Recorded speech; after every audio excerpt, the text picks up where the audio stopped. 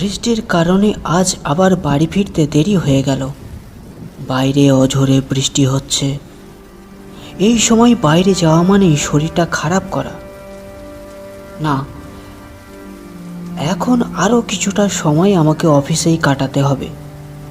আচ্ছা, আমার নাম রবীন্দ্র হালদার। এই ছোট্ট অফিসেই আমি কাজ করি। এখানে কাজ করছি বেশি দিন হয়নি। আজ থেকে 1 মাস আগে আমি এই অফিসের কাজে যোগ দিয়েছিলাম।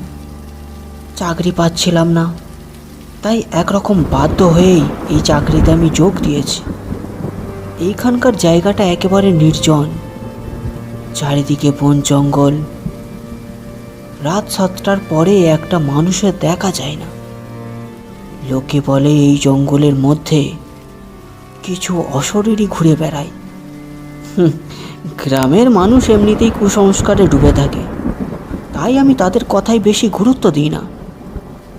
আমি পড়ালেখা করেছি, এসব আমার মাথায় আসে না। বাইরে খাল বিল জলে ভরে যাচ্ছে। আমি চুপ করে বসেই আছি। হঠাৎ দরজায় টোকা পড়ল।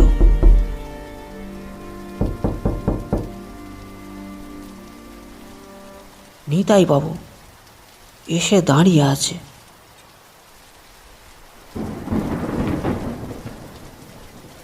স্যার, আজ তো বৃষ্টি হচ্ছে, আপনি কিভাবে বাড়ি যাবেন?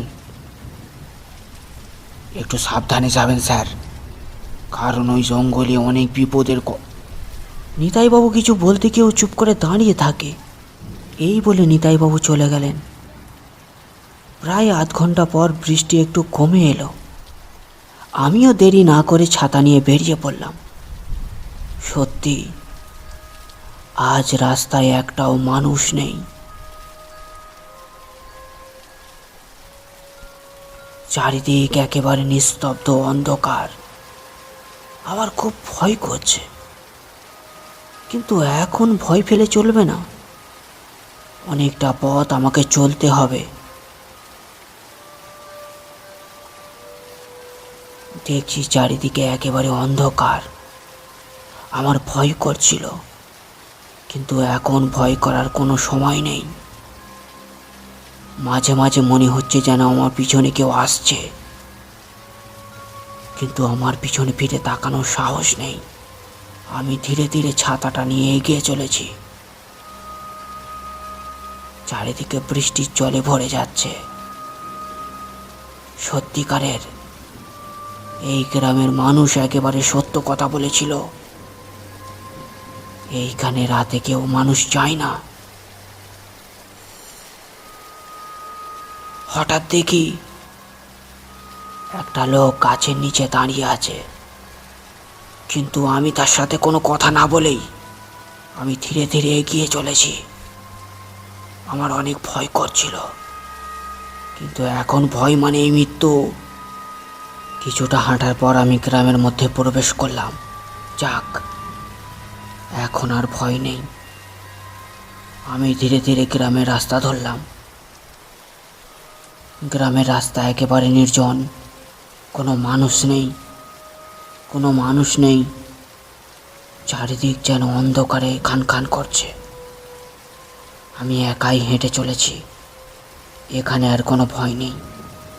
আমি ধীরে ধীরে এগিয়ে চললাম গ্রামের দিকে।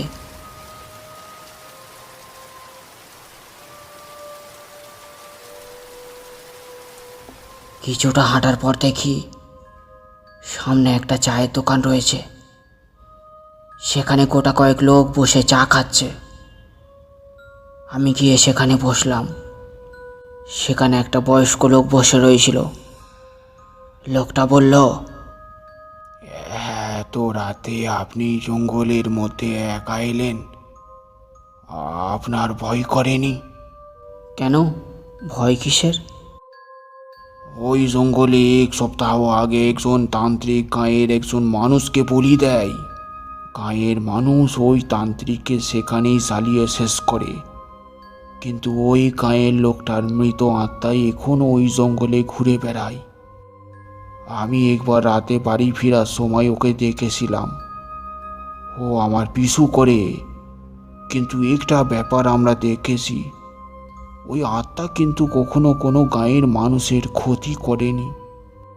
কিন্তু গাঁয়ের মানুষ অনেক ভয় পায়, তাই সন্ধ্যার পর গাঁয়ের মানুষ ওই রাস্তা ধরে আসে না। তবে আপনি অনেক বাঁচা বেঁচে গেছেন, নাহলে আজ একটা বিপদ হতে পারত।